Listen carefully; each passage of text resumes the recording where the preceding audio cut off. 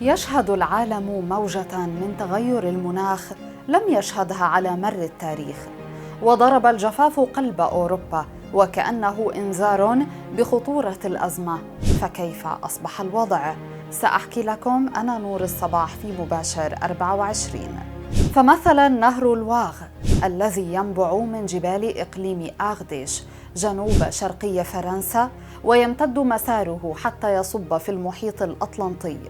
عندما اشتد الجفاف في فرنسا أدى ذلك إلى انتفاء المياه من النهر تقريباً، فأظهرت الصور جسراً يمر فوق النهر، لكن لا مياه تتدفق تحت الجسر، إنما هي أرض جرداء تتخللها بقع مائية متناثرة هنا وهناك.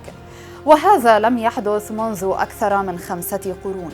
ويستمر اشتعال الغابات في فرنسا رغم وصول فرق الإطفاء من الدول الأوروبية، وتواصل فرنسا تسجيل أرقام قياسية على صعيد الجفاف، ما أدى إلى تضاؤل كميات المياه الجارية في أنهارها العظيمة مثل نهر الواغ ونهر دوغدون، واختفت المياه كلياً في بعض المناطق مثل البحيرات الإقليمية والخزانات.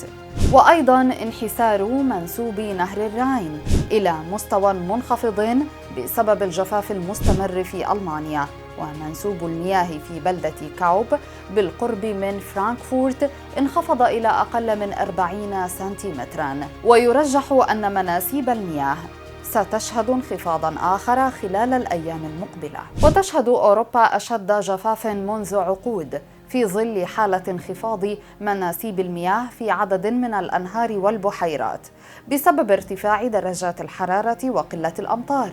وهذا الأمر جعل الحكومة البريطانية تعلن رسمياً حالة الجفاف في جنوب ووسط وشرق المملكة المتحدة، وهو الأمر الذي دفع المجموعة الوطنية للجفاف التابعة للوكالة البيئية البريطانية للإعلان أن الحكومة ستفرض قيوداً على الاستخدام التجاري للمياه في المناطق المتضررة. في ظل هذا الصيف الحار والجاف سجلت أرقام قياسية في درجات الحرارة في جميع أنحاء الدول الأوروبية، وبدأت أنهار القارة تتبخر.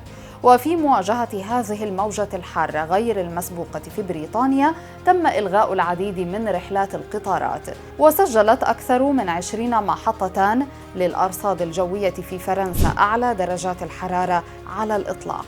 واندلعت شرارات الغابات في العديد من المناطق في فرنسا وإسبانيا والبرتغال وإيطاليا واليونان. أما في القارة الآسيوية فقد وصلت درجة الحرارة في بعض المقاطعات الصينية إلى نحو 40 درجة مئوية، وبلغت في شنغهاي حوالي 41 درجة، وهي أعلى درجة حرارة تعرفها المدينة منذ بدء رصد درجات الحرارة. وبحسب تقرير للهيئة الحكومية الدولية المعنية بتغير المناخ سترتفع درجات الحرارة في المناطق الأوروبية بسرعة تفوق أي منطقة أخرى.